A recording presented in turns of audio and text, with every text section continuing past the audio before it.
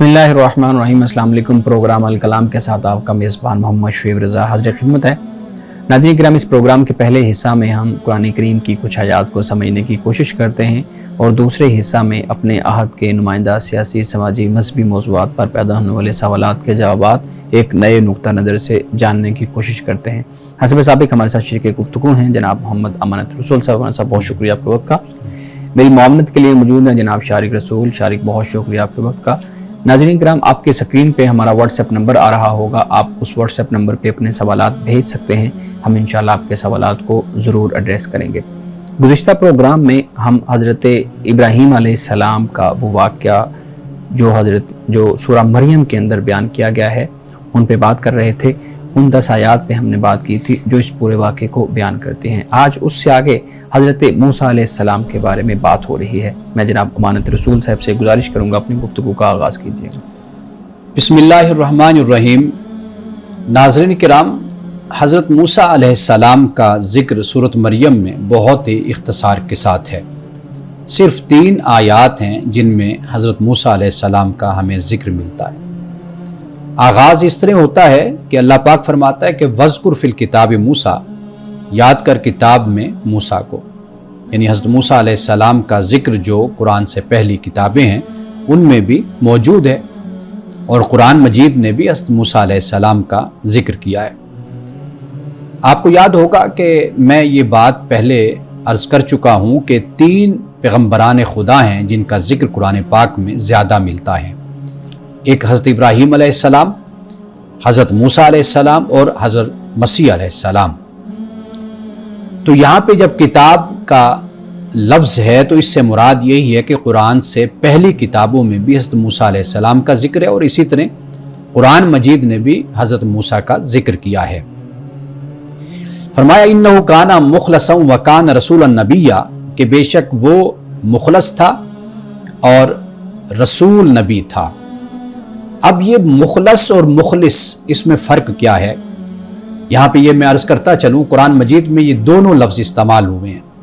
مخلص سے مراد وہ شخص ہوتا ہے کہ جو کوشش کرتا ہے کہ وہ اپنے نفس کو، اپنی ہوا کو، اپنی خواہش کو وہ لوگوں کے ساتھ اور خدا کے ساتھ جو اس کا تعلق ہوتا ہے اس کے درمیان اس کو نہ آنے دے، یعنی اپنی خواہشات نفس کو نہ آنے دے، اپنے نفس کو نہ آنے دے۔ تو ایسا شخص کی جو اس کوشش میں رہتا ہے اس کو مخلص کہتے ہیں۔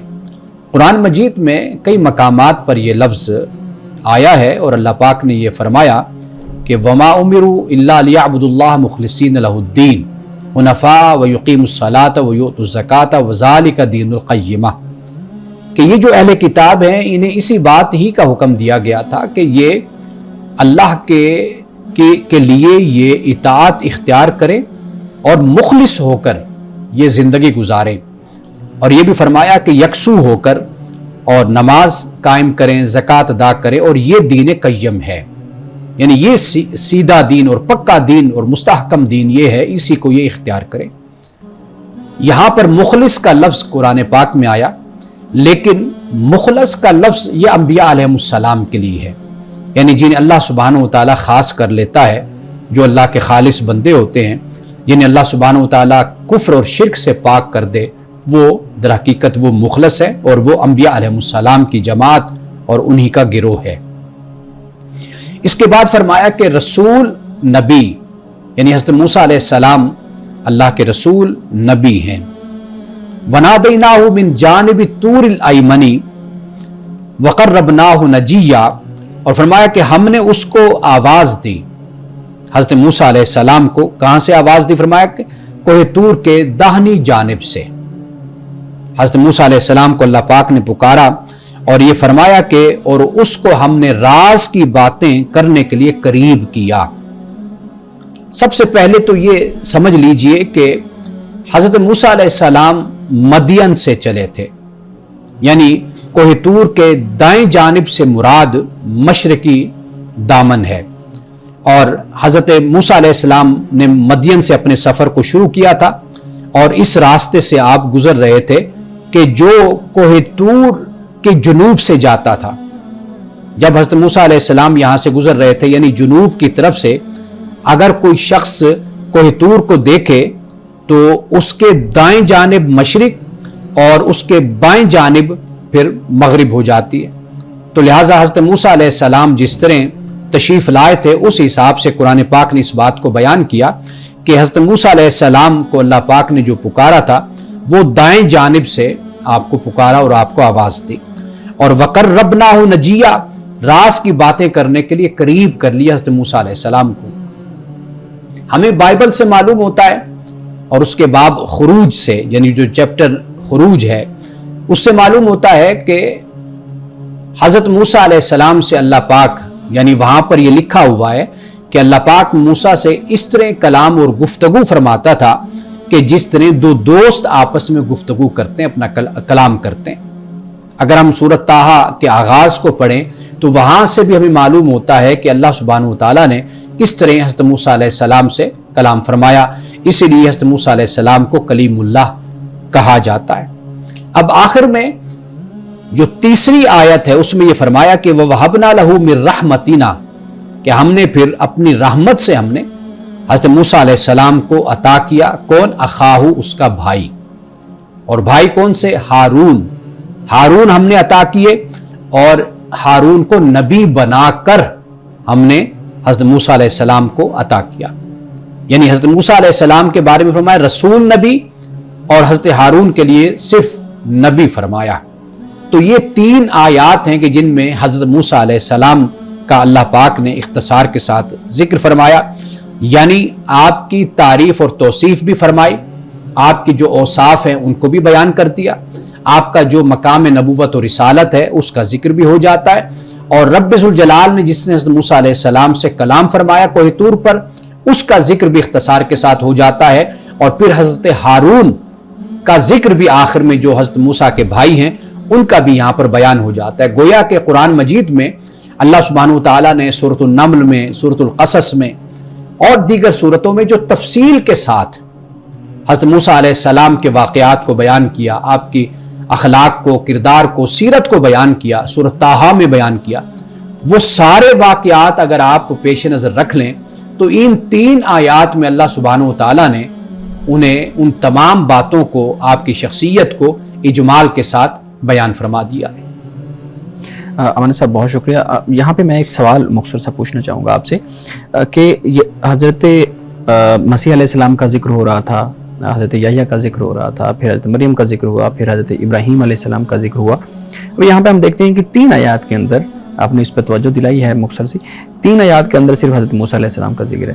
کیا وجہ ہے کہ یہاں پہ حضرت ابراہیم کا ذکر بھی ہے اور آگے جا کے ہم دیکھیں گے میرے خیال میں حضرت اسماعیل کا ذکر اس میں آتا ہے، حضرت موسیٰ علیہ السلام کا اختصار کے ساتھ یہاں پہ ذکر کرنا، اس کی کیا خاص وجہ تھی؟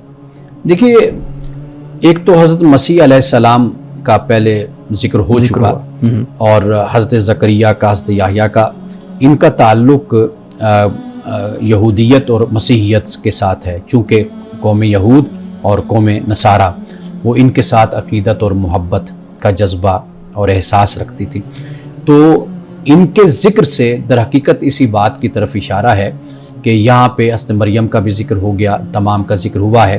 یہ بتانا مقصود ہے کہ بھئی قرآن مجید اللہ کا کلام یہ اسی کا تسلسل ہے. جیسے قرآن مجید نے کہا نا شرع لکم من الدین ما وصی بہ نوحا والذی اوحینا الیک وما وصینا بہ ابراہیم وموسیٰ وعیسیٰ ان اقیموا الدین ولا تتفرقوا فیہ، یعنی کہ یہ جو دین ہم نے دیا ہے یا نبی صلی اللہ علیہ وسلم، یہ نوح کی طرف بھی ہم نے بھیجا وحی کی، اور اسی طرح ہم نے آپ کی طرف بھی وحی کی، اسی طرح ابراہیم، موسیٰ، عیسیٰ، ان سب کی طرف ہم نے قرآن اپنا وحی کو نازل کیا.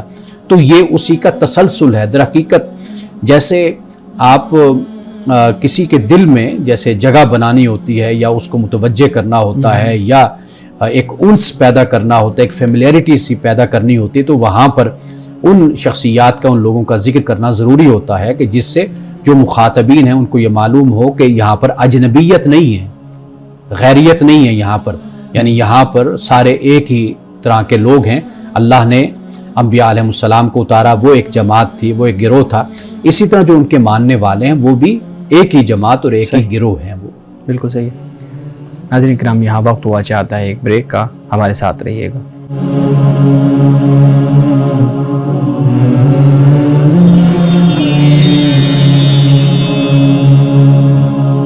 ویلکم بیک ناظرین. امان صاحب, جو آیات آپ نے بیان کی ہیں ان میں 2-3 لفظ ایسے استعمال ہوئے ہیں, میں چاہتا ہوں کہ آپ ان پہ ضرور روشنی ڈالیے گا. ایک تو آپ یہ بیان کیجئے گا کہ حضرت ابراہیم علیہ السلام کا جب ہم اسی صورت کے اندر ذکر پڑھ رہے تھے جو ہم نے گزشتہ پروگرام میں اس کا ذکر کیا تھا, تو اس میں راست باز کا لفظ ہم دیکھتے ہیں اردو کے اندر استعمال ہوا ہے. موسیٰ علیہ السلام کا یہاں پہ ذکر آیا تو مخلص کا لفظ استعمال ہوا ہے. جاننا میں یہ چاہتا ہوں, ایک تو وہ القابات ہیں کلیم اللہ, ذبیح اللہ, ٹھیک ہے, خلیل اللہ اور حبیب اللہ, اس طرح سے. ایک یہ جو الفاظ استعمال کیے جاتے ہیں ہر مختلف انبیاء سے متعلق کہ وہ راست باز تھے, وہ مخلص تھے, وہ اللہ کے قریب تھے, ان الفاظ کو بیان کرنے کا مطلب کیا ہوتا ہے, اور خاص امتیازی جو ایک چیز ہوتی ہے وہ کیوں قرآن بیان کرتا ہے؟ اچھا, پہلی بات تو یہ ہے کہ یہ ہر شخصیت کے مختلف پہلوؤں کو بیان کرنا مقصود ہوتا ہے. اس میں کوئی شک نہیں کہ قرآن مجید جو الفاظ لاتا ہے ان کی ایک حکمت ضرور ہوتی ہے. مثال کے طور پر حضرت مسیح علیہ السلام کے, حضرت ابراہیم علیہ السلام کے حوالے سے اگر ہم یہ دیکھتے ہیں کہ جس طرح ان پر کوئی تہمت لگائی گئی یا کوئی الزام لگایا گیا یا کوئی ایسی بات پہلی کتابوں میں موجود تھی یا لوگوں میں اس طرح کا تصور موجود تھا, تو اس کو صدیق کے ساتھ کہہ کر اس کو رد کر دیا گیا کہ وہ سچے تھے. یعنی اس سے پہلے آپ دیکھیے کہ حضرت مسیح علیہ السلام کے حوالے سے برم بھی والدتی, کہ وہ اپنی والدہ کے ساتھ بہت نیک تھے. اچھا, ایک بات تو یہ کہ اگر ان کے والد ہوتے تو پھر بھی والدہ ہی کہا جاتا کہ دونوں کے ساتھ, تو اس سے معلوم ہوا کہ صرف ایک والدہ تھی, والد نہیں تھے. دوسری بات یہ کہ اب آپ خود سوچئے کہ یعنی انسان حیران ہوتا ہے کہ یہ کہنے کی کیا ضرورت تھی کہ حضرت مسیح علیہ السلام اپنی والدہ کے ساتھ بڑے حسن سلوک اور بڑے نرمی سے پیش آنے والے تھے. اس کی وجہ یہ کہ پہلے یہ خیال ایک لوگوں کے ذہنوں میں تھا, ڈالا گیا تھا حضرت مسیح علیہ السلام کی شان کو کم کرنے کے لیے کہ بھئی انہوں نے کسی موقع پر اپنی والدہ کے ساتھ سخت روی اختیار کی یا یہ کرتے تھے, تو اس کو قرآن پاک نے بر کہہ کر اس کو رد کر دیا. اب یہی انداز ہم یہاں پر بھی دیکھیے حضرت موسیٰ علیہ السلام کے وہ جو ہاتھ کا روشن ہونا, ید بیدا ہے, اس کے بارے میں نعوذ باللہ کہا گیا کہ بھئی یہ برس کی بیماری تھی, آپ کا ہاتھ اس لیے سفید تھا, تو قرآن نے کہا من غیر سوء, یعنی یہ کوئی تکلیف یا کوئی بیماری کی وجہ سے نہیں تھا, یہ اللہ تعالیٰ کی طرف سے معجزہ تھا. تو یہ بات آپ نے بہت اچھا اس کی طرف اشارہ کیا, اور یہ آپ نے بات کہی ہے کہ جو صدیق کا لفظ استعمال ہو یہ بھی اسی چیز کو بیان کرنے کے لیے کہ کوئی یعنی ایسی بات نہیں تھی حضرت ابراہیم میں کہ نعوذ باللہ کوئی جھوٹ بولنے والی یا کوئی ایسی بات, یہ آپ کی طرف جو منسوب کی گئی یہ بات درست نہیں ہے. یہ ایک بات ہو گئی. دوسری بات جو آپ نے حضرت موسیٰ علیہ السلام کے حوالے سے کہی, یہاں پر مخلص اس لیے کہ آپ قرآن مجید سے پہلے آپ کے حوالے سے بہت سی ایسی باتیں غلط آپ کی طرف منسوب کی گئی کہ جن کا رد اسی طرح ہی ہو سکتا تھا کہ مخلص کا لفظ استعمال کیا گیا. یعنی یہاں تک بیان کیا گیا کہ اللہ تعالیٰ حضرت موسیٰ علیہ السلام سے ناراض ہو گیا, اور اللہ نے کہا, حضرت موسیٰ نے عرض کیا یا اللہ مجھے نہیں میرے بھائی کو نبی بنا دے, تو اللہ تعالیٰ نے پھر کہا کہ تیری نسل سے اولاد نہیں چلے گی تو وہ ہارون سے چلے گی. تو اس طرح کی بہت سی باتیں ہمیں گزشتہ کتابوں میں ملتی ہیں. تو وہ گویا کہ ایسے لگتا ہے کہ مخلص کا جو لفظ استعمال کیا گیا وہ اسی لیے کہ ابھی یہ بندہ ایسا تھا کہ رب ناراض نہیں, رب نے تو اس کو چن لیا, پسند کر لیا, اس کو ہر طرح کے علائشوں سے اس کو پاک کر دیا اللہ تعالیٰ نے. یہ اس طرف پھر اشارہ ہو جاتا ہے. بالکل صحیح ہے, بہت شکریہ. اچھا, اگلا سوال یہ, یہاں پہ نبی اور رسول 2 لفظ استعمال ہوئے ہیں حضرت موسیٰ علیہ السلام کے اس معاملے کے اندر, واقعے کے اندر. تو میں یہ پوچھنا چاہتا ہوں کہ نبی اور رسول کے جو کام ہیں یا ذمہ داریاں ہیں ان میں بھی کوئی فرق ہوتا ہے؟ ان 2 لفظوں میں بھی آپ فرق بیان کیجیے گا, پھر یہ بھی بیان کیجیے گا کہ ان کی ذمہ داری میں فرق ہوتا ہے, قرآن اس بارے میں کیا کہتا ہے, یا یہ خاص طور پہ ایک تفسیری اجتہاد کے طور پہ ان کا فرق ہمارے سامنے آتا ہے؟ دیکھیے, پہلی بات تو یہ ہے کہ رسول نبی اگر اس کا مطلب ہم دیکھتے ہیں تو رسول کا مطلب وہ یہ جو بھیجا گیا, جسے اللہ تعالیٰ نے بھیجا ایز اے میسنجر, اللہ نے مبعوث کیا, اس کو اپنا پروفٹ بنایا, اپنا میسنجر بنایا. تو رسول کا تو یہ لفظ مطلب ہے نا. اب جیسے انک لمن المرسلین, آپ علیہ الصلوۃ والسلام کے بارے میں فرمایا کہ آپ بھیجے ہوئے ان سے ہیں. اب یہ لفظ جو ہے یہ فرشتوں کے لیے بھی استعمال ہوا ہے, اچھا, انبیاء کے لیے بھی استعمال ہوا, پروفٹس کے لیے, پیغمبران خدا کے لیے. تو ایک تو یہ لفظ کی جو ایک ٹرمینالوجی آپ اس کو کہہ لیجئے یا اس کا ایک معنی آپ کہہ لیجئے, وہ تو ایک یہ ہے. نبی کا مطلب یہی ہوتا ہے کہ اگر ہم ایک مطلب دیکھتے ہیں تو بلندی کے معنی میں بھی اس کو استعمال کرتے ہیں, مقام و مرتبہ کے حوالے سے. ایک یہ ہے کہ یہ غیب اللہ تعالیٰ وہی جب اتارتا ہے تو غیب کی باتیں جو ایک عام آدمی کو معلوم نہیں ہوتی وہ پیغمبر کو معلوم ہوتی. ایک معنی یہ بھی لیا گیا کہ خبر دینے والا، لوگ خدا کو بھلا چکے ہوتے ہیں تو یہ جب نبی آتا ہے تو یہ لوگوں کو اللہ کے بارے میں بتاتا ہے، اس کی خبر دیتا ہے۔ یہ کئی معنی اور مفاہیم اس کے بیان کیے جاتے ہیں۔ تو یہ ہمارے علماء نے اس کو بیان کیا ہے کہ یعنی مثال کے طور پر وہ یہ کہ رسول اس کو کہتے ہیں جس کو شریعت دی گئی، جس کو کتاب دی گئی تو وہ رسول بن گیا۔ تو رسول نبی ہو سکتا ہے لیکن نبی رسول نہیں ہو سکتا، جو ہمارے علماء نے ایک تقسیم اس حوالے سے بیان کی ہے۔ یعنی نبی اسی پرانی شریعت کو لے کر چلتا ہے، رسول جو ان سا ہوتا ہے وہ اس کو اللہ تعالیٰ نے نئی شریعت اس کو اللہ تعالیٰ عطا کرتا ہے۔ ایک یہ فرق بھی بیان کیا گیا۔ ایک دوسرا فرق ہے وہ اگر آپ سورۃ الاعراف کو پڑھیں، سورۃ الشعراء کو پڑھیں تو وہاں پر ہمیں معلوم ہوتا ہے کہ رسول کا لفظ استعمال ہوا اتمام حجت جو قائم ہوتی ہے، جن کو اللہ تعالیٰ زندگی میں غلبہ اور اقتدار جن کو عطا کرتا ہے تو ان کو پھر رسول کہا گیا، اور جو صرف دعوت دیتے ہیں اور اللہ کا دین اور اس کی تبلیغ کرتے ہیں وہ صرف وہ نبی ہوتے ہیں۔ بالکل صحیح۔ اچھا یہ بھی بیان کیجئے گا کہ ہمارے ہاں ان نبی اور رسول کی جب بحث آتی ہے تو ان کا فرق بیان کرنے کے بعد فضیلت کے اندر بھی بہت زیادہ چیزیں ہمارے ہاں بیان کی جاتی ہیں کہ یہ رسول ہیں تو ان کی اس طرح سے فضیلت ہے، یہ نبی ہیں تو ان کی اس طرح سے فضیلت ہے۔ فضیلت کے اندر بھی کوئی فرق ہمیں نظر آتا ہے؟ دیکھیے قرآن پاک نے اس کو اس طریقے سے بیان کیا کہ تلک الرسل فضلنا بعضهم علی بعض، ہم نے فضیلت دی بات کو بات کر، منہم من کلم اللہ ورفع بعضهم درجات، بات سے اللہ تعالیٰ نے وَأَيَّدْنَاهُ بِرُوحِ الْقُدُسِ، بات سے کلام کیا، بات کو اللہ تعالیٰ نے روح القدس کے ذریعے سے تائید کی حضرت مسیح علیہ السلام کی۔ تو یہ تو قرآن پاک نے بیان کیا، اور یہ بھی بیان کر دیا کہ لا نفرق بین احد من الرسل، کہ اللہ تعالیٰ اپنے رسولوں میں فرق نہیں کرتا۔ فرق سے مراد یہ ہے کہ وہ جو نفس رسالت اور نبوت ہے اس معاملے میں کوئی فرق نہیں ہے، اللہ تعالیٰ سب کو نوازتا ہے، سب کو عطا کرتا ہے، لیکن یہ ہمیں اختیار اس طرح کا نہیں ہے کہ ہم کسی نبی کی شان کو، رسول کی شان کو کم کر دیں، کسی رسول اور نبی کی شان کو ہم بڑھا دیں۔ یعنی بڑھانا ایک علیحدہ چیز ہے، کسی کی شان اور عظمت کو بیان کرنا یہ ایک علیحدہ چیز ہو جاتی ہے، لیکن یہ کہ کسی کو کم کر کے تقابل میں لا کر پھر کسی کو بیان کرنا، اس سے رسول اللہ صلی اللہ علیہ وسلم نے خود بھی ہمیں اس بات سے آپ نے منع فرمایا ہے۔ اچھا میں چاہوں گا اس پہ ہم مزید آپ توجہ دلائیے گا۔ ہمارے ہاں تو شاعری میں ہم دیکھ لیں، ہمارے ہاں نثر میں ہم دیکھ لیں، خاص طور پہ شعراء کی اگر میں بات کروں تو اپنی شاعری کے اندر چیزوں کو بڑھا کے بیان تو کرتے ہیں، یہ تو ہمیں دیکھنے میں ملتا ہے۔ ہم جب دیکھتے ہیں مختلف نعتیں اور ان کو پڑھتے ہیں سنتے ہیں تو ہمیں معلوم ہوتا ہے کہ شاید یہ وہ فرق جو ہے نا وہ فضیلت کا وہ بیان کیا جاتا ہے۔ تو آپ دوسری طرف کہہ رہے ہیں رسول اللہ صلی اللہ علیہ وسلم نے خود منع فرمایا ہے کہ اس طرح سے فرق اور فضیلت کے اندر یہ چیزیں بیان نہیں کرنی۔ آپ بتائیے گا یہ آپ جو بات کر رہے ہیں اس کی اتھینٹسٹی یا اس کی دلیل کیا ہو سکتی ہے؟ دیکھیے دو چیزیں ہیں نا، ایک تو یہ جیسے میں نے کہا کہ آپ تقابل کرتے ہیں تو نعوذ باللہ تقابل نہیں کیا جانا یعنی اس نبی کا مرتبہ یہ ہے اس طریقے سے کہ آپ کسی کو کمتر کر دیتے ہیں، کسی کو آپ بڑھا دیتے ہیں۔ ایک تو یہ آپ علیہ الصلوۃ والسلام نے اس سے منع فرمایا، اور دوسری بات یہ ہے کہ جب آپ فضیلت بیان کر رہے ہیں، تعریف بیان کر رہے ہیں، تو پھر آپ اس دائرے میں رہ کر بیان کیجئے کہ جو قرآن مجید نے بیان کیا، جو رسول اللہ صلی اللہ علیہ وسلم نے خود بیان کیا، جو ہمیں مستند ذرائع سے جو ہمیں معلوم ہوتا ہے تو ہم اس کو بیان کریں۔ آپ دیکھیں حضرت مسیح علیہ السلام کے حوالے سے جو قوم نصارہ ہے وہ گمراہ، قرآن پاک نے اس کو ضالین کیوں کہا؟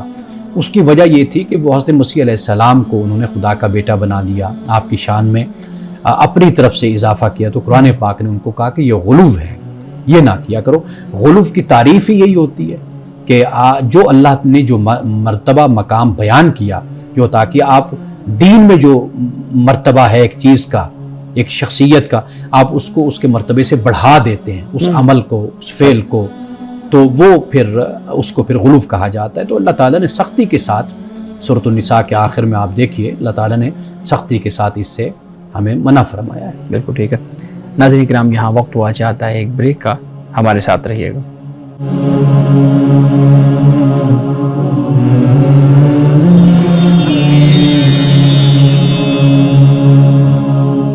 ویلکم بیک ناظرین۔ امان صاحب ہمارے ناظرین کے بھی سوالات ہیں، ہم ہر پروگرام میں ان کو آپ کے سامنے رکھتے ہیں۔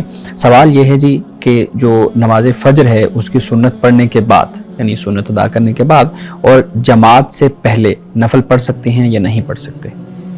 رسول اللہ صلی اللہ علیہ وسلم کا جو آپ کا طریقہ اور آپ کی سنت ہے وہ یہ ہے کہ آپ 2 رکعت جب آپ یہ ادا فرماتے تھے تو اس کے بعد پھر آپ فرض ہی ادا فرماتے تھے، ٹھیک، آپ خود امامت فرماتے تھے، تو اس کے درمیان آپ نے کبھی کوئی دوسری عبادت نہیں کی۔ تو اس لیے ہمارے علماء نے، فقہاء نے اس کو مکروہ کہا ہے کہ جو 2 سنتیں ہیں اور یعنی فجر کی نماز ہے، اس کے درمیان یا جب یہ وقت شروع ہو جاتا ہے تو کوئی نفل ادا نہیں کرنے چاہیے ٹھیک، سورج کے طلوع ہونے تک۔ احناف کے نزدیک یہی ہے۔ جی بالکل ٹھیک ہے۔ اچھا، دوسرا سوال یہ ہے، وہ کہتے ہیں جی رہنمائی فرما دیں کہ جو نکاح شدہ لڑکی ہے اس کے بارے میں یہ کہنا ہے کہ اس نے 2 دفعہ منہ کالا کروایا ہے، یعنی اس کا 2 دفعہ پہلے نکاح ہوا تھا تو رخصتی نہیں ہو پائی، اس طرح سے معاملات ہو گئے، تو کیا یہ کہنے پر کوئی شرعی حد لگتی ہے یا نہیں لگتی؟ دیکھیے، اب معاملہ یہ ہے کہ جو الفاظ بولے جا رہے ہیں یہ اس سے مراد کیا لیا جاتا ہے، یعنی اب ایسے برے الفاظ کسی کے لیے استعمال کرنا، پہلی بات تو یہ ہے کہ اگر پہلی 2 جگہوں پہ نکاح ہوا یا طلاق ہو گئی یا نہیں وہ آباد ہو سکی، اس کی بہت سی وجوہات اور بہت سے اس کے اسباب ہو سکتے ہیں، تو لہٰذا ہمیں ایسے الفاظ بولنے سے احتیاط کرنی چاہیے۔ رسول اللہ نے فرمایا کہ انسان ایک ہی بات کہتا ہے اور وہ اتنی بری بات ہوتی ہے اور اتنی غلط بات ہوتی ہے کہ وہ جہنم کے قریب ہو جاتا ہے، اور یہاں تک کہا گیا کہ اگر کسی نے سخت بات بھی کی تو رسول اللہ نے فرمایا کہ اگر یہ سمندر میں بھی ڈال دی جائے نا تو سارا سمندر کا پانی کڑوا ہو جائے، تو ایسے الفاظ کے استعمال سے ہمیں پرہیز کرنا چاہیے۔ بالکل صحیح ہے۔ اگلا سوال ہے، وہ کہتے ہیں جی کیا اسلام اس چیز کی اجازت دیتا ہے کہ کوئی بیٹا یہ نصیحت کرے کہ اس کو اس کے والد کی قبر میں ہی دفنایا جائے؟ اور آگے بھی انہوں نے تحریر لکھی ہے، کہتے ہیں جی والد کی ہڈیوں کو ایک سائڈ پہ قبر کر کے قبر کے اندر جگہ بنائی جائے اور پھر وہاں پہ اس بیٹے کو جو نصیحت کر رہا ہے اس کو دفن کیا جائے، کیا اسلام اس چیز کی اجازت دیتا ہے؟ دیکھیے، جو عمومی تصور ہے جو ہمارے لٹریچر میں ہے وہ اس بات کو پسند نہیں کیا گیا، یعنی ایک شخص جب کوئی مجبوری نہیں ہے، یا تو یہ ہوتا ہے نا کہ جیسے 2-4 لوگ شہید ہو گئے یا خدا نخواستہ کوئی ایکسیڈنٹ ہو گیا تو وہ ایک ہی جگہ پر ان کو دفن کر دیا گیا، یہ ایک علیحدہ معاملہ ہوتا ہے۔ ایک یہ چیز ہے کہ آپ خاص طور پر اسی قبر کو بغیر کسی مجبوری کے آپ کھودتے ہیں اور پھر آپ وہاں پر اس کو دفن کرتے ہیں، یا تو ایسا معاملہ ہو نا کہ کوئی زمین تنگ ہو جائے یا جگہ نہ ہو یا کوئی اور مجبوری ہو، پھر تو بات سمجھ آتی ہے۔ جب ایسا کوئی مسئلہ نہیں ہے تو پھر ایسا نہیں کرنا چاہیے۔ ٹھیک ہے مولانا صاحب، اسی سے متعلق ایک اور سوال بھی ہے، وہ یہ ہے جی کہ کیا قبر کے لیے جگہ مختص کرنا، عام طور پہ ہمارے ہاں جو گاؤں کے علاقے ہیں وہاں پہ خاص طور پہ یہ چیز ہوتی ہے کہ مختص کر جاتے ہیں جگہ کہ یہاں پہ ہمیں دفنانا ہے، قبر کے لیے اپنی جگہ مختص کرنا یہ ضروری ہے اور اس کے بارے میں اسلام کیا کہتا ہے؟ قبر کی جگہ کو مختص کرنا یہ کوئی لازم اور ضروری تو نہیں ہے، لیکن یہ ہوتا ہے کہ لوگ اپنی طرف سے ایک جگہ کو خاص کر لیتے ہیں خاندان کے لیے، یعنی مثال کے طور پر وہیں پر ہی چچا ہیں، تایا وہیں پر ہیں، دادی وہاں پر، دادا وہاں پر، تو اس طرح کر کے لوگ ایک جگہ کو خاص کر لیتے ہیں۔ اگر کوئی ظاہری شان و شوکت یا تکبر یا اس طرح کی وجوہات نہ ہوں تو اگر کوئی خاص کر لیتا ہے تو اس میں کوئی مسئلہ نہیں ہونا چاہیے۔ یعنی جو میں نے بات کی دوسری وہ یہ ہوتا ہے کہ لوگ یہ خیال کرتے ہیں کہ ہمارا کوئی بڑا فوت ہو گیا تو یہ عام قبرستان میں اس کو کیوں دفن کیا جائے کہ جہاں پہ سارے لوگ ہی غریب امیر سارے دفن ہیں، غرور آ تو جاتا ہے، بڑا جو ان سے وہ بھی وہاں پر ہو، تو یہ سوچ جو ہے یہ ناپسندیدہ بات ہے اور دین اس کو پسند نہیں کرتا۔ لیکن اگر کوئی شخص ویسے ایک خاندان اپنے لیے ایک احاطے کو خاص کر لیتے ہیں تو اس میں کرنے میں کوئی ممانعت نہیں ہے۔ بالکل ٹھیک ہے، بہت شکریہ۔ اچھا، آخری سوال یہ ہے، وہ کہتے ہیں جی اسلامی نقطہ نظر سے یہ بتائیں کہ ہم اتنی تیزی سے بدلتے ہوئی دنیا کے اندر اپنا وجود کیسے قائم رکھ سکیں، اپنی ویلیوز، اپنی اقدار کا تحفظ کیسے کریں اور ان کو آگے تک کیسے پہنچائیں؟ سب سے پہلی بات یہ ہے کہ جو دنیا میں تبدیلی رونما ہوتی ہے، ہو رہی ہے، وہ کوئی آج کی دنیا نہیں ہے فقط، یہ جب سے دنیا بنی ہے اس میں تبدیلی ہی رونما ہوتی چلی جا رہی ہے وقت کے ساتھ ساتھ۔ اب اس تبدیلی پر آپ نے غالب ہونا ہے، حکمران بننا ہے، یا آپ نے اس کا محکوم بننا ہے۔ اب یہ انسان اور قوم خود اس چیز کا فیصلہ کرتی ہے۔ ہوتا طریقہ کار یہ ہے ہمارے ہاں کہ ہم ایک چیز پر پہلے اس سے خبردار ہوتے ہیں، ڈرتے ہیں، خوف کھاتے ہیں، اس پر پھر فتوے لگائے جاتے ہیں کہ یہ ناجائز ہے، حرام ہے، اس کو ایسا نہیں ہونا چاہیے، نہیں کرنا چاہیے استعمال، اس کی ممانعت ہے، لیکن پھر وقت گزرنے کے ساتھ ساتھ ہم اس کو اختیار کرنا شروع کر دیتے ہیں، اور جبکہ وقت پھر بیت چکا ہوتا ہے، گزر چکا ہوتا ہے۔ طریقہ کار یہ ہونا چاہیے کہ جیسے کوئی ایجاد آئے آپ اس میں اچھے طریقے سے اپنے آپ کو انوالو کریں، مثبت طریقے سے، اور اس کے جو جائز فوائد اور ثمرات ہیں اور مثبت فوائد اور ثمرات ہیں وہ خود بھی حاصل کریں اور اپنی قوم کو بھی حاصل کرنے کا موقع دیں اور اپنے بچوں کو بھی موقع دیں. یعنی مثال کے طور پر آپ دیکھیے جیسے اے آئی کا اس وقت زمانہ ہے، آرٹیفیشیل انٹیلیجنس کا زمانہ ہے، اور وہ جو چیٹ جی پی ٹی کا زمانہ ہے. آپ دیکھ لیجئے اگر ہم ان چیزوں سے خوف کھاتے رہیں گے، بیٹھے رہیں گے تو ہم پیچھے رہ جائیں گے. ورنہ بہت سے مسلم سکالرز اور مسلم ادارے ایسے ہیں کہ جو اے آئی سے بہت فائدہ اٹھا رہے ہیں، چیٹ جی پی ٹی سے بہت فائدہ اٹھا رہے ہیں. تو ہمیں ان چیزوں سے ڈرنے کے بجائے اپنی نوجوان نسل کو اس کی تربیت دینی چاہیے تاکہ وہ ان سے استفادہ کریں. بالکل ٹھیک ہے، بہت شکریہ. شارق آپ کے پاس بھی کچھ سوالات ہیں، پلیز ہمارے صاحب کے سامنے رکھیے گا. اگر کوئی شخص بیرون ملک میں رہ رہا ہے اور وہاں پر حلال گوشت دستیاب نہیں ہے تو اس کو کیا کرنا چاہیے؟ دیکھیے حلال گوشت کوئی کھانا فرض بھی نہیں ہے. ٹھیک. یعنی گوشت کا کھانا انسان سبزی بھی کھا سکتا ہے اور انسان فروٹ ہے وہ کھا سکتا ہے، اور بہت کچھ ایسا ہے کہ جو حلال مل جاتا ہے. ایک تو یہ بات ہے. دوسری بات یہ ہے کہ ہمیں اس بارے میں توازن کا رویہ اختیار کرنا چاہیے. اگر آپ کو ایک جگہ سے وہ کہتے ہیں کہ یہ حلال ہے اور آپ کی تسلی بھی ہے تو آپ اس کو کھا بھی سکتے ہیں، اس میں کوئی حرج نہیں ہے. لیکن ہمارے ہاں جو یہ ٹوہ لگا لی جاتی ہے نا، اور بہت زیادہ جستجو ہوتی ہے اور بہت زیادہ اس میں ڈیپلی جانے کی کوشش ہوتی ہے، یہ رویہ ہمیں شریعت منع کرتی ہے کہ یہ رویہ ہمیں نہیں اختیار کرنا چاہیے کسی بھی معاملے میں، کیونکہ اس سے انسان پھر نفسیاتی مریض بنتا ہے. طریقہ کار یہی ہوتا ہے جیسے مثال کے طور پر کوئی لوگ وضو کرتے ہیں تو بار بار اپنے ہاتھ دھوتے رہیں گے، چہرہ دھوتے رہیں گے کہ پتہ نہیں وضو ہوا نہیں ہوا. تو ان معاملات میں جو شک ہے اس میں نہیں جانا چاہیے. آپ باہر دنیا میں بہت سے اب مذہبی ادارے بھی ہیں، دکانیں بھی ہیں، مسلمان ہیں. آپ خوش گمانی رکھیے، حسن ظن رکھیے، اور وہ جب کہتے ہیں اور آپ کو ثبوت بھی دیتے ہیں کہ جی ہمارے پاس حلال ہے تو آپ اس کو کھا سکتے ہیں، استعمال کر سکتے ہیں. ٹھیک ہے. اللہ نے سور کا گوشت کیوں حرام قرار دیا؟ کیا اس کی کوئی میڈیکل ریزنز تھیں یا پھر کوئی مذہبی وجہ؟ کیا وجہ ہے اس کی؟ دیکھیے سیدھی سمپل سی بات ہے کہ خنزیر کی جو حرمت ہے سور کی وہ اول دن سے ہے. یعنی جب سے یہ جانور پیدا ہوا، دریافت ہوا، تب سے تمام انبیاء علیہ السلام نے اس کو بیان کیا اور اللہ کی طرف سے اس کی حرمت ہی نازل ہوئی. تو ہمارے لیے تو اتنی بات ہی کافی ہے کہ اللہ سبحانہ و تعالیٰ نے اس کو حرام قرار دیا اور ان میں شامل فرمایا کہ جو حرام ہے. باقی اگر آپ اس کی جو میڈیکلی آپ بات کر رہے ہیں، اگر آپ اس کو پڑھیں تو سائنسدانوں نے، سائنٹسٹ اور خاص طور پر میڈیکل سائنس نے اس کی بہت سی خرابیاں اور اس کی جو وجوہات ہیں ان کو بھی بیان کیا ہے. لیکن ہمارے ہاں اس لفظ کو گالی کے طور پر استعمال کیا جاتا ہے، یعنی اتنا معیوب سمجھا جاتا ہے اسلام میں. تو اس سے معلوم ہوتا ہے جیسے اللہ نے سخت ناپسند کیا ہے اس جانور کو. تو کیا اس کی حقیقت ہے کوئی؟ دیکھیے کسی کو کسی نام سے بلانا یہ تو انسانیت کی توہین ہے. جی.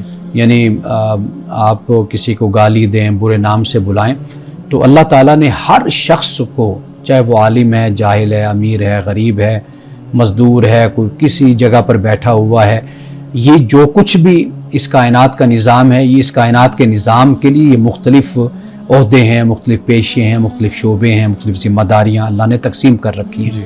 اللہ نے ہر کسی کو ذہنی صلاحیت، ہر چیز جدا جدا دے رکھی تاکہ اس کائنات کا نظام چلتا رہے. تو لہٰذا یہ جو کسی کو منسوب کرنا کسی جانور کے ساتھ، جیسے کتے کی طرف کر دیا جاتا ہے، خنزیر کی طرف کر دیا جاتا ہے، یہ توہین ہے، تضحیک ہے. تو ایسے الفاظ نہیں استعمال کیے جانے چاہیے. اچھا ہمارے صاحب، ہم یہاں یہ بھی آپ اس سوال کا جواب دیجیے گا کہ ہمارے ہاں یہ بھی کہا جاتا ہے کہ اس کا نام لینے سے، سور کا نام لینے سے زبان پلید ہو جاتی ہے، اور جو نام لیتا ہے اس کی دعا یا نماز عبادت 40 دن تک قبول نہیں ہوتی. اس کی کیا حقیقت ہے؟ یہ بالکل ہی موضوع من گھڑت بات ہے. اس کی کوئی بنیاد دین کے اندر نہیں ہے کہ ان الفاظ کے بولنے سے 40 دن انسان کی زبان پلید ہو جاتی ہے. بات یہ کہ خود قرآن مجید میں لکھا ہوا ہے، جب آپ تلاوت کرتے ہیں قرآن مجید، وَلَحْمَ الْخِنْزِيرِ قرآن میں ہے، جب آپ اس کی تلاوت کریں گے تو ہم کیسے یہ بات کہہ سکتے ہیں کہ جی 40 دن زبان پلید ہو جاتی ہے. ناظرین کرام، یہاں وقت ہوا چاہتا ہے ایک بریک کا، ہمارے ساتھ رہیے گا.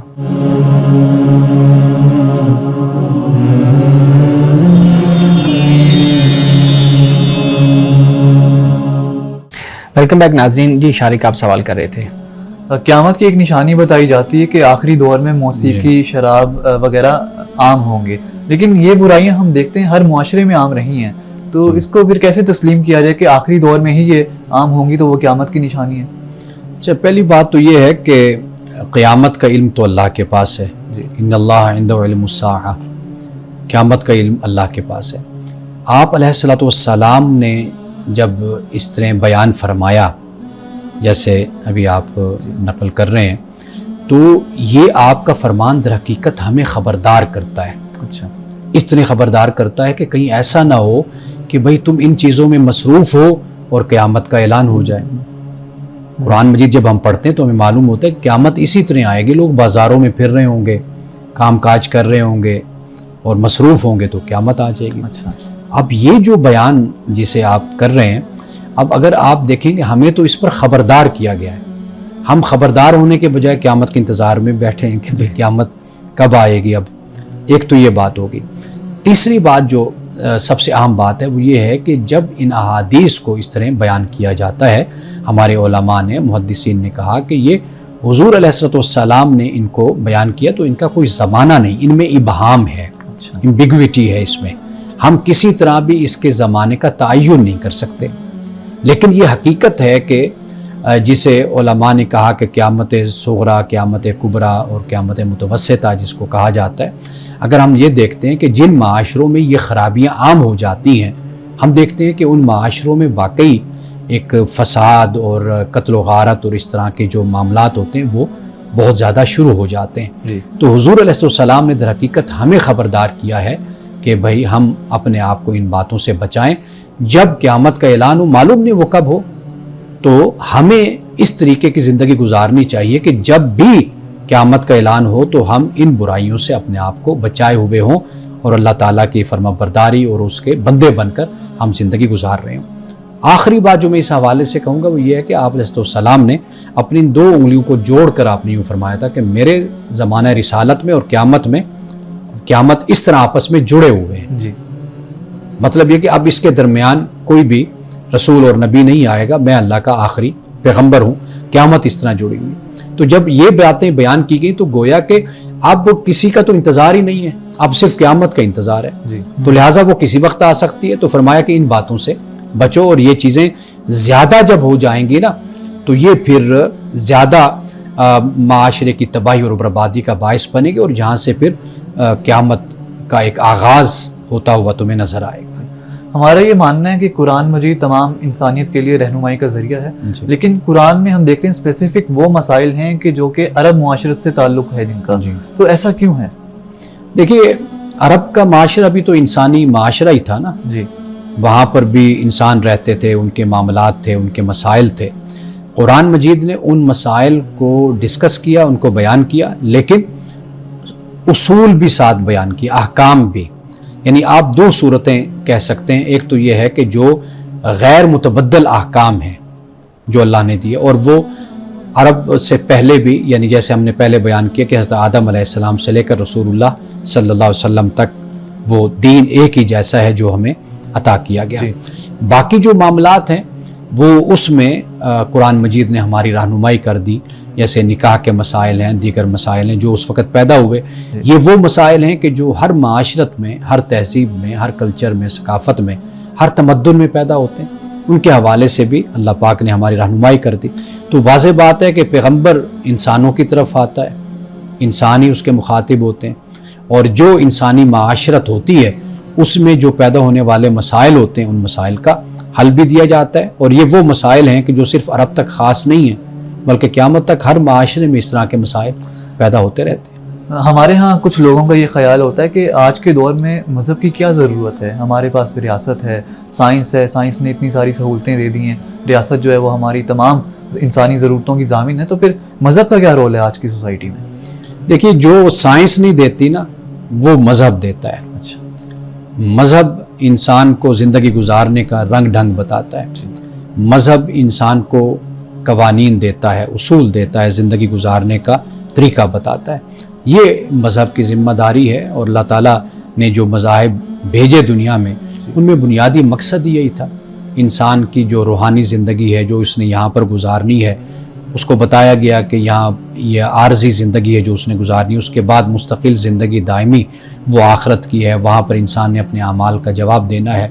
آپ یوں کہہ لیجئے کہ سائنس تو واٹ اور ہاؤ کا جواب دیتی ہے، اور جو مذہب ہے وہ وائی کا جواب دیتی ہے۔ انسان کیسے بنا یہ آپ کو سائنس بتا دیتی ہے، کیا مٹیریل استعمال ہوا، عناصر وہ بتا دیتی ہے، لیکن کیوں انسان وجود میں آیا، اس کی زندگی کا مقصد کیا تھا، وہ مذہب پھر بتاتا ہے۔ لیکن اگر ہم دیکھتے ہیں کہ مذہب کے علاوہ جو سائنس ہے یا سوشل سائنسز کی جتنی بھی فیلڈ ہیں وہ ہمیں زندگی گزارنے کے طریقے اور اصول اور یہ چیزیں بتا رہی ہیں، تو پھر بھی ہم یہ کہہ سکتے ہیں کہ مذہب کی ضرورت ہے، کیونکہ آپ نے تو بیان کیا کہ یہ زندگی گزارنے کا طریقہ بتاتا ہے۔ دیکھیے انسانی عقل ہمیشہ ٹھوکر کھاتی ہے، اور اس کا سفر بڑا طویل ہوتا ہے۔ انسانی تاریخ کا جو سفر ہے وہ صدیوں پر محیط ہے، اور انسان وقت گزرنے کے ساتھ ساتھ غلطیاں بھی کرتا ہے، اپنی اصلاح بھی کرتا ہے، اور اپنے آپ کو بہتر بھی بناتا ہے۔ وہی کا جو سب سے بڑا مقصد ہوتا ہے وہ انسان کو ٹھوکر سے بچانا، اور انسان کو اس پوائنٹ پر لانا کہ جس کو ایک سعید روح، ایک اچھی فطرت، اور جو انسان چاہتا ہے وہ اس مقام تک انسان کو وہی جلد پہنچا دیتی ہے جو انسان عقل کی روشنی میں سفر کرتا ہے، وہ اپنے وقت کو لگاتا اور استعمال کرتا ہے۔ بالکل صحیح ہے۔ اچھا یہ بھی ہم دیکھتے ہیں کہ ہمارے ہاں جب بھی چیزوں سے فیڈ اپ ہونے کی بات ہوتی ہے، انسان تھک جاتا ہے چیزوں سے، اور وہ کہیں نہ کہیں خودکشی کی طرف اپنا رجحان پیدا کرتا ہے کہ اب میری زندگی ختم ہو گئی ہے اور اب میرے لیے جینا بہت مشکل ہے، تو پھر بھی ہم دیکھتے ہیں کہ بہت سے ایسے لوگ جو مذہب کے خلاف تھے، جو مذہب کے خلاف لکھتے تھے، وہ بھی اس پوائنٹ پہ آئے ہیں کہ یس اس سٹیج پہ آ کے تو انسان کو کسی نہ کسی ایسی چیز کی ضرورت ہوتی ہے جو اس کو سنبھال سکے۔ آپ کا اس پہ کیا؟ بالکل یہ بات صحیح ہے۔ اب دیکھیے کہ جو آخرت کا تصور ہے، اگر آخرت کا تصور نہ ہو، آخرت کا تصور نہ ہو تو اس دنیا میں جو ایک انسان رہ رہا ہے، مظلوم ہے، اس کو انصاف نہیں ملا، عدالتوں سے نہیں ملا، یا ویسے ہی قانون ظاہر پر فیصلہ کرتا ہے، ظاہر پر فیصلہ ہوا، اس کو اس کا حق نہیں ملا، تو اس کے لیے یہ ایک بڑی ڈھارس ہے کہ وہ جیسے قرآن مجید میں ہے نا کہ اللہ تعالیٰ اپنے بندوں کو نہیں بھولے گا، تو یہ جو بات ہے یہ کل قیامت کے دن اس کا فیصلہ ہوگا، یہ انسان کے لیے بڑے سکون اور اطمینان کا باعث بنتی ہے۔ اور دوسری بات یہ ہے کہ خدا کا جو تعارف قرآن پاک ہمارے سامنے رکھتا ہے کہ وہ ایک ایسی ذات ہے جو قہار ہے، جبار ہے، جو غفور الرحیم ہے، اور جو دنیا کا اقتدار اور اس کے ہاتھ میں ہے، دست قدرت میں ہے، وہ اس کائنات کو بنانے والی ہے۔ اس ذات کا جب تصور انسان کے ذہن میں آتا ہے تو اس کے ساتھ جڑنا، اس کا قرب اور اس کا تعلق وہ انسان کو بہت زیادہ اطمینان دیتا ہے، روحانی طور پر بھی، اور انسان کو مشکلات سے، مسائل سے، مصائب سے انسان کو بچاتا بھی۔ ایسے ہی ہے دنیا میں، آپ دیکھ لیجئے کہ انسان اگر کسی کے ساتھ ہو اور وہ شخص دنیا میں طاقتور ہے تو بندہ کہتا ہے کہ چلو ایک طاقتور انسان میرے ساتھ ہے، مجھے پریشانی کوئی نہیں ہے۔ تو جب انسان اللہ سے تعلق اپنا مضبوط کرتا ہے، جوڑتا ہے، تو پھر وہ دنیا میں جو اس کی پریشانیاں ہیں نفسیاتی حوالے سے یا دیگر مسائل جن طرف آپ اشارہ کر رہے ہیں، تو اس سے پھر کافی حد تک انسان اپنے آپ کو محفوظ کر لے جائے۔ امن صاحب آج کی حدیث مبارکہ بیان کیجیے گا۔ حضرت ابو ہریرہ رضی اللہ تعالی عنہ سے روایت ہے، اور یہ صحیح مسلم کی حدیث ہے، اور حدیث نمبر ہے 2091 حضرت ابو ہریرہ فرماتے ہیں کہ رسول اللہ نے فرمایا کہ صدقہ دینے سے مال میں ہرگز کوئی کمی واقع نہیں ہوتی۔ جو بھی درگزر یعنی معافی اور برداشت کرتا ہے، اللہ تعالیٰ اس بندے کی عزت کو بڑھا دیتا ہے۔ جو بھی اللہ تعالیٰ کے لیے عاجزی کرتا ہے، اللہ تعالیٰ اس کو بلندی عطا فرماتا ہے۔ ناظرین کرام، اس حدیث میں 3 باتیں بیان کی گئی ہیں۔ ایک بات فرمایا کہ صدقہ دینے سے مال میں کوئی کمی واقع نہیں ہوتی، اللہ اور مال کو بڑھا دیتا ہے۔ دوسری بات فرمائی کہ اگر کوئی انسان درگزر کرتا ہے، معافی دیتا ہے، معاف کرتا ہے، تو اس سے اس کی عزت میں اضافہ ہو جاتا ہے۔ اور تیسری بات فرمائی کہ اللہ تعالیٰ کے لیے اگر کوئی انسان عاجزی اختیار کرتا ہے، انکساری اختیار کرتا ہے، تو اللہ سبحانہ وتعالیٰ اس کو مزید بلندیاں عطا فرماتا ہے۔ ناظرین کرام، اس دعا کے ساتھ اپنے پروگرام کا اختتام کریں گے۔ اللہ رب العزت حسن کلام اور تاثیر کلام عطا فرمائے، ہماری زبان کے گروں کو کھول دے اور سننے والوں تک خیر کا پیغام پہنچے۔ اجازت دیجیے، خدا حافظ۔